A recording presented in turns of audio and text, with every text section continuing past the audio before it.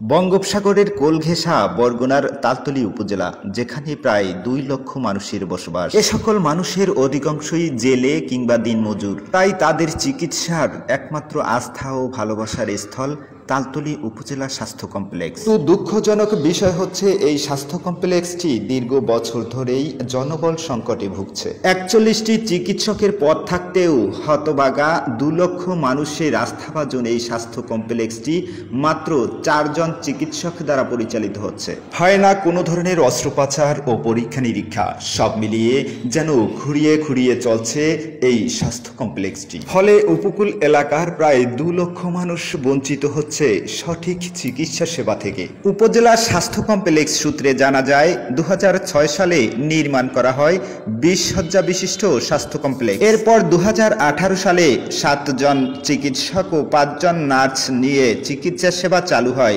পরে 2022 সালে কমপ্লেক্সটি 50 শয্যায় উন্নতি করা হয়। তবে কাগজ কলমে শয্যা বাড়লেও স্বাস্থ্য কমপ্লেক্সটিতে প্রসূতি, শিশু সার্জারি, মেডিসিন, অ্যানেস্থেসিয়া বিভাগ সহ 41টি চিকিৎসকের পদ রয়েছে। কিন্তু বর্তমানে কর্মরত আছেন মাত্র 4 জন চিকিৎসক, বাকি 37 জনের পদ শূন্য। তৃতীয় ও চতুর্থ শ্রেণীর পদ রয়েছে 64টি, কিন্তু বর্তমানে কর্মরত আছে মাত্র 8 জন, বাকি 56 জনের পদ শূন্য। এছাড়াও নার্সের পদ রয়েছে 29টি, কিন্তু বর্তমানে কর্মরত আছেন মাত্র 6 জন, বাকি 23 জনের পদ শূন্য। সরজমিনে গিয়ে দেখা যায় হাসপাতালের বহির্বিভাগে লম্বা লাইন।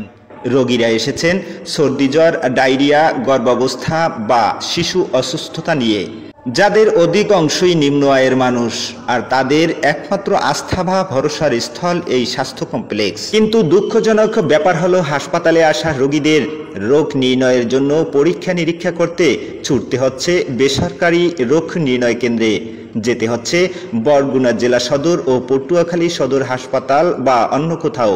জরুরি বিভাগের পরীক্ষাগুলিও বেসরকারি ক্লিনিক থেকে করতে হচ্ছে। হাসপাতালটিতে সরকারি অ্যাম্বুলেন্স থাকতেও যান্ত্রিক ত্রুটি থাকায় বিকল হয়ে পড়ে আছে। এতে অ্যাম্বুলেন্স সেবা থেকে বঞ্চিত হচ্ছেন এমার্জেন্সি রোগীরা। এছাড়াও বিদ্যুৎ চলে গেলে জেনারেটর থাকতেও তেলের অভাবে তা চালানো সম্ভব হচ্ছে না। ফলে বিদ্যুৎ চলে গেলে হাসপাতালটিতে নেমে আসে অন্ধকার। এছাড়া ওয়ার্ডগুলিতে পানি সংকট ও পরিবেশ খুব নোংরা। টয়লেটগুলিতে গেলে দম বন্ধ হয়ে আসে। এমন নোংরা অবস্থা রোগীদের জন্য তৈরি হয়েছে স্বাস্থ্য ঝুঁকি, যার ফলে রোগীরা কম খরচে মানসম্মত চিকিৎসা সেবা থেকে বঞ্চিত হচ্ছেন। তালতলী উপজেলা স্বাস্থ্য ও পরিবার পরিকল্পনা কর্মকর্তা ডক্টর মনিরুল ইসলাম বলেন, হাসপাতালে জনবল সংকটের কারণে চিকিৎসা সেবা ঠিকভাবে দেওয়া যাচ্ছে না, তবু আমাদের পক্ষ থেকে সর্বোচ্চ চিকিৎসা সেবা দিচ্ছি। তিনি আরও বলেন, সম্প্রতি আমাদের থিয়েটার ও প্যাথোলজি বিভাগ চালু করার জন্য প্রয়োজনীয় যন্ত্রপাতি সরবরাহ করা হয়েছে, কিন্তু জনবল সংকট থাকায় তা চালু করা সম্ভব হয়নি। এ বিষয়ে বরগুনা সিভিল সার্জন কর্মকর্তা মোহাম্মদ আবুল ফাত্তাহ বলেন, জনবল সংকট নিরসনের জন্য স্বাস্থ্য মন্ত্রণালয়কে অবহিত করা হয়েছে। আশা করি দ্রুত সংকট নিরসন হবে। Sohel Rana, JST news channel.